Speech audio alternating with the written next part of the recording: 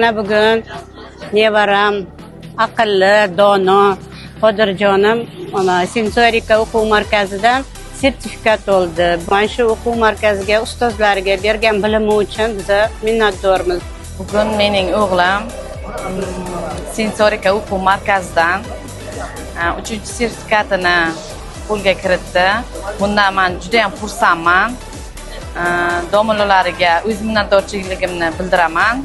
Mana o'g'lim Atoyev Diyorbek bugun 2 sertifikatga ega bo'ldi. Mana sensorika o'quv markaziga bugun taqdirlash marosimi bo'ldi. Ustozlari Dilshod ustozga, Bunyod ustozga, Farhod ustozga o'z minnatdorchiligimni bildiraman.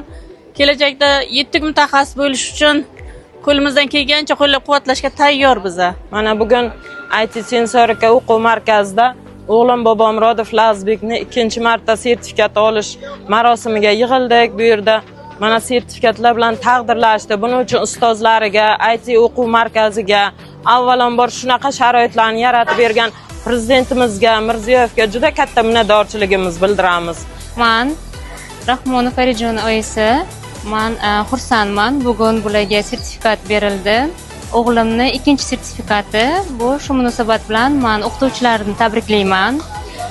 Ustozlariga rahmat aytmoqchiman.